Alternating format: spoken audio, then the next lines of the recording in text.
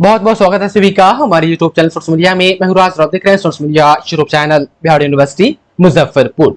कल एक नोटिफिकेशन जारी की, यह वाला आप देख पा रहे, जिसमें यह लिखा गया था कि 7 अक्टूबर से होने वाली तमाम परीक्षाएं अगले आदेश तक अपरिहार्य कारणों से स्थगित किया जाता है।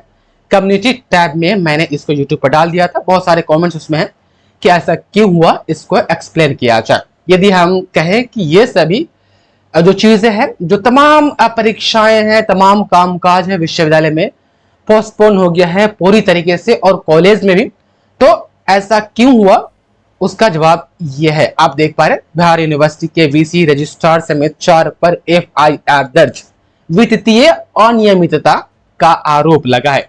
यदि इसको हम शॉर्ट में समझे तो तमाम विश्वविद्यालयों को जब साल शुरू होने वाला रहता है, जैसे कि 2024 आने वाला है, तो 2024 में 1000 करोड़, 900 करोड़, 1100 करोड़ रुपए एक बजट बनकर के जाती है सरकार के पास की एक साल में विश्वविद्यालय को चलाने के लिए इतने पैसे की आवश्यकता होगी। साथ में उस बजट में यह भी शामिल रहता है कि कितने पैसे को कहां कहां खर्च करना है।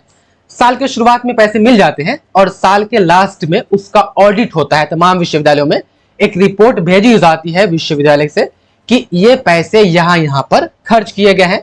अब यदि उस पैसे को सही ढंग से नियम के अकॉर्डिंग खर्च किया जाता है तो ऑडिट रिपोर्ट सही और सटीक जाती है, कोई दिक्कत नहीं होता है।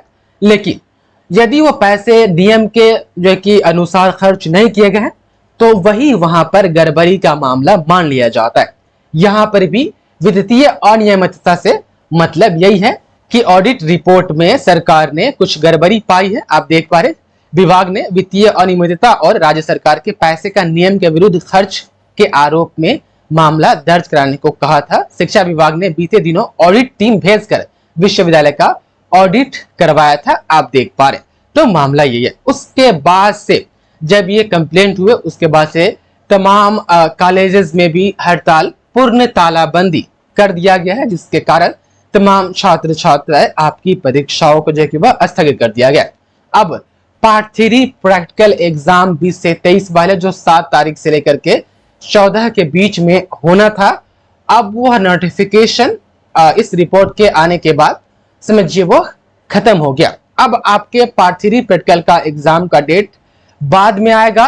अब वो प्रैक्टिकल एग्जाम बाद में होगी। आपके पास जो कॉलेज का नोटिफिकेशन वगैरह मिला होगा प्रैक्टिकल के लिए, आप देख पा रहे मेरे पास कई कॉलेज के नोटिफिकेशन आए थे जिसमें प्रैक्टिकल एग्जाम कब कब होगा उसके बारे में जानकारी दिया गया था। लेकिन अब ये सबको रीशेड्यूल करना पड़ेगा, और रीशेड्यूल ये तमाम कॉलेजेस तब करेगी जब बिहार विश्वविद्यालय प्रैक्टिकल एग्जाम के लिए फिर से एक नई डेट जारी करेगी, तब जाकर के तमाम छात्र छात्राएं आप यहां पर देख सकते हैं हड़ताल से परीक्षा बाधित वापस लौटे छात्र। आप देखेंगे तो विश्वविद्यालय के वाइस चांसलर महोदय का कहना है कि पिछले 136 दिनों में 52 परीक्षाएं करा करके सत्र नियमित करने का प्रयास हमने किया है, और मेरे खिलाफ ही ये सब चीजें हो तो कहीं ना कहीं यदि ऐसा हुआ, देख पा रहे कुलपति जी का यह स्टेटमेंट है कि सत्र डीरेल करने की साजिश, एक तरफा कार्रवाई, जो कि यह गलत है।